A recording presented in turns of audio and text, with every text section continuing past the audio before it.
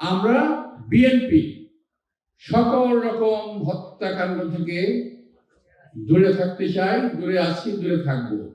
আমার বহু নেতা কর্মী ফোন পেয়েছে, সাবধান হয়ে যান। গতকাল একটা ছেলেকে আমার এখানে আসা যাওয়া করে সাংবাদিক, তাকে গতকাল রাস্তায় অস্ত্রুচি হুমকি দিয়েছে, বেশি বাড়াবাড়ি করে মেরে ফেলবে। সেই ৭১ সালের ডিসেম্বরে যে হত্যাকাণ্ড শুরু করেছিল, আজও কিন্তু সেটা শেষ হয় নাই। আপনারা দেখেছেন গত ১৭ বছরে বিএনপি নেতা কর্মী সহ বহু মানুষকে হত্যা করা হয়েছে। হত্যা রাজনীতি এরা ভুলে নাই, একজন চলে যায় আরেকজন আসে। এখন আবার সেই ৭১-এর পুরনো সেই গোষ্ঠী নতুন রূপে বাংলাদেশে কোকো ও শিয়া বাটারের ইউনিক কম্বিনেশনে তৈরি Natura expert care body lotion স্কিনের ড্যামেজ হিল করে, ত্বক রাখে সফট ও ময়েশ্চারাইজ। লুকিয়ে আর কতদিন, বাই বাই ড্যামেজ স্কিন।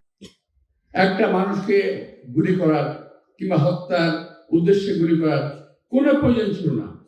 এই দেশে বহু নির্বাচন আসছে, বহু নির্বাচন যাবে, আসবে, যাবে, কিন্তু এই ধরনের কাজগুলো যারা করে তারা কিন্তু চিহ্নিত একটি দল।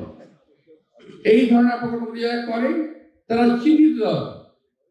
এই দলটি বাংলাদেশকে কখনোই শান্তিতে থাকতে দেবে না, কখনোই না।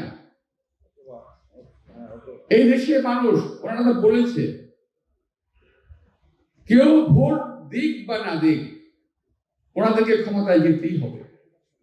দেখেছেন না সোশ্যাল মিডিয়ায়? ওনাদের ক্ষমতায় যেতেই হবে। কি করবে ক্ষমতায় গিয়ে তা তো বলছেন না। ক্ষমতা গিয়ে কি করবেন সেটা পরিষ্কার করাই জনগণের কাছে। মানুষ মারবেন, হত্যা করবেন। ওরা আরো বলেন কি জানেন? ৫৪ বছরের প্রতিশোধ তারা নেবে, আগামী নেবে। ভাই ৫৪ বছরের কিসের প্রতিশোধ নেবেন আপনারা? আমি বুঝলাম না এটা। একটু জাতি জানতে চায় কিসের প্রতিশোধ নেবেন, কার কাছ থেকে প্রতিশোধ নেবেন? আমরা যারা বেঁচে আছি, মুক্তিযুদ্ধ করেছিলাম, তাদেরকে হত্যা করবেন নাকি নতুন জেনারেশনকে আপনারা হত্যা করবেন? কোনটা? একটা তো শুরুই করে দিয়েছে। গতকাল তো একটা ছেলে হাতে মরতে মরতে বেঁচেই গেল, আল্লাহ তাকে নেখায়া দান করুন। তো একটা ছেলে তো মরতে মরতে বেঁচেই গেল। তো এই ধরনের ছেলেগুলোকে হত্যা করবেন? এই হত্যাকাণ্ডের জন্য কি আপনারা শুনলাম এটা আমরা কিন্তু শোনা কথা যে প্রায় ৭০ জনের মতো লিস্ট করেছেন হত্যা করবেন। প্রায় আমরা ফোন পাই, আমার বহু নেতা কর্মী ফোন পেয়েছে, সাবধান হয়ে যান। গতকাল একটা ছেলেকে আমার এখানে আসা যাওয়া করে সাংবাদিক, তাকে গতকাল রাস্তায় অস্ত্রুচি হুমকি দিয়েছে, বেশি বাড়াবাড়ি করে মেরে ফেলবে। গত রাত্রে সে বোধহয় ভিডিও করেছে। যাই হোক, আমরা বিএনপি সকল রকম হত্যাকাণ্ড থেকে দূরে থাকতে চাই, দূরে আছি, দূরে থাকবো।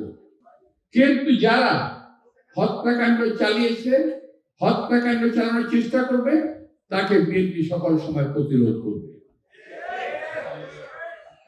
আপনারা ভাববেন না এই কথাটা যে আমরা নীরব আছি, নীরব থাকবো, কিন্তু বলেছি তার অর্থ এই না গায়ে যখন আঘাত আসবে আমরা আপনাদের সালাম দিয়ে চলে যাব, এই কথা ভাবার কোনো সুযোগ নাই।